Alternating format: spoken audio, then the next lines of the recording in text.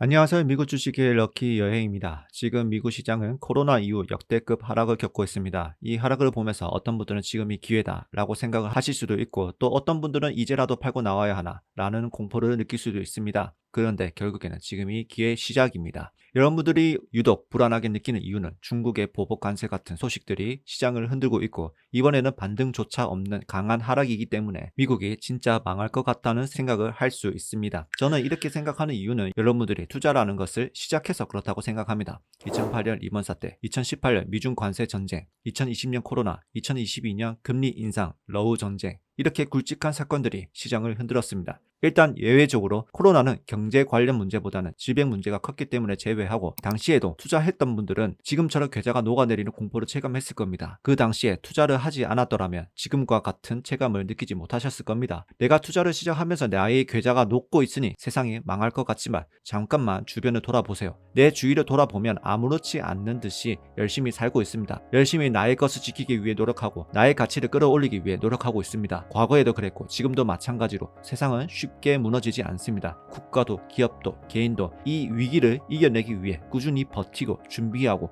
다시 일어설 힘을 키우고 있습니다. 지금은 감정이 아닌 이성으로 판단해야 할 시기입니다. 저는 미국을 신뢰합니다. 미국인들은 대다수 가계 자산이 주식입니다. 반면에 한국인의 대다수 가계 자산은 부동산입니다. 그리고 부동산은 신뢰합니다. 부동산이 과하게 올라가면 정부는 집값을 잡기 위해 정책을 내놓고, 과하게 떨어지면 다시 완화 정책을 내놓아 시장을 부양합니다. 미국도 다르지 않습니다. 이번 하락은 이전부터 징조가 조금씩 있었습니다. 대표적으로 매그니피센트 7 종목들이 지나치게 지수를 끌어올렸고, 그 과정에 투자자들이 증권사에 돈을 빌려 레버리지 투자하는 금액도 급격히 늘어났습니다. 수치상으로 보면 2021년 12월 최고점 시기와 비슷한 수준입니다. 이걸 한국 부동산을 비교하면 과도하게 영끌해서 자산을 매수한 사람들이 많았다는 말입니다. 미국 주식이 더 오르기 위해서는 누군가 다시 대출을 일으켜서 자산을 사줘야 합니다. 이번에 트럼프 상호 관세가 과도한 레버리지로 만들어진 자산 가격이 더 심해지기 전에 그 흐름을 일부러 차단했다고 생각합니다. 오히려 다행입니다. 더 심해지면 제2의 IT.com 버블이 올 수 있는 상황까지 왔다고 생각이 드네요. 즉 이미 시장에서는 거품이 쌓였던 것입니다. 지금은 자산 가격이 점점 제자리로 돌아오고 있는 중입니다. 사실 미국 주식이 한참 올랐을 때는 이건 너무 비싼데 좀만 더 떨어지면 사고 싶은데 라고 생각하신 분들이 많으셨을 겁니다. 그런데 지금 그만큼 떨어졌습니다. 아직 안 살 이유가 있나요?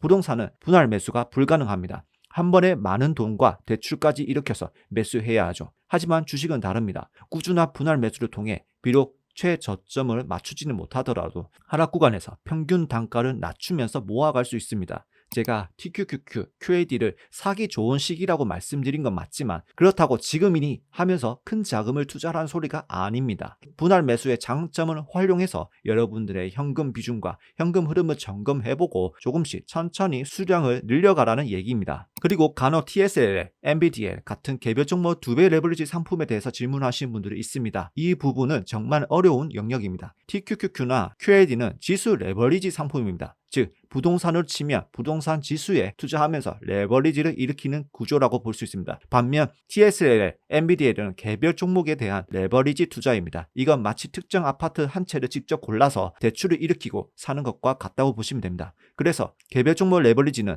물타기를 해도 되냐 질문 대해서는 제가 따로 답변 드리지 않겠습니다. 그건 각자가 그 기업에 대해서 공부하고 차트도 분석해보고 스스로 결정해서 레버리지를 사용해도 괜찮은지 직접 판단하셔야 하는 문제입니다. 그리고 이번 하락장에서 어떤 종목을 매수하고 싶은지는 사람마다 조금씩 다릅니다. 레버리지 지수, TQQQ, QAD 혹은 그냥 기본 인덱스, QQQ 스파이, 어떤 분들은 커버드 콜 ETF, JP, JPQ, 어떤 분들은 일드 매수를 고르기도 합니다. 이건 개인의 투자 스타일과 목표에 따라 달라지기 때문에 제가 정답을 드릴 수는 없습니다. 하지만 제 개인적인 생각을 말씀드리자면, 저처럼 미리 주식 자산을 현금으로 바꾸고 하락을 대비했거나 현금 흐름이 충분한 사람이라면 이번 기회에 레버리지를 잘 활용해서 자산 증시 목표로 기대해도 좋을 것 같고, 반대로 이제 막 투자 시작했거나 현금이 많지 않는 분들은 너무 위험하게 레버리지를 시작하기보다는 QQQ, 스파이, VO 기본적인 인덱스 투자부터 해보면서 투자 경험을 쌓는 것을 추천드립니다. 월 현금 흐름이 키우고 싶으신 분들은 이번 기회에 JP나 JPQ 같은 커버드콜 ETF도 좋은 선택입니다. 그런데 일드맥스는 지수 레버리지 투자보다 더 어렵다고 생각합니다. 하락장에서는 주가가 회복하기 힘들면서 배당나기는 주가가 또 떨어지게 되므로 상승 상승의 힘이 거의 없는 상태로 주가가 내려가기 때문에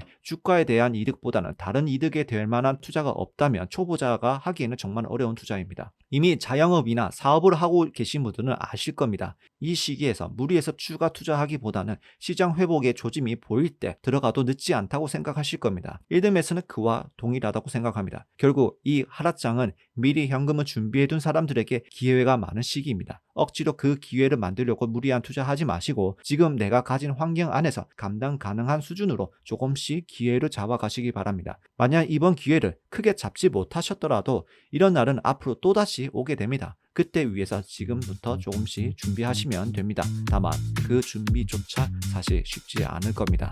이번 영상도 시청해주셔서 감사합니다. 미국 주식으로 럭키 여행이 되시기 바랍니다. 감사합니다.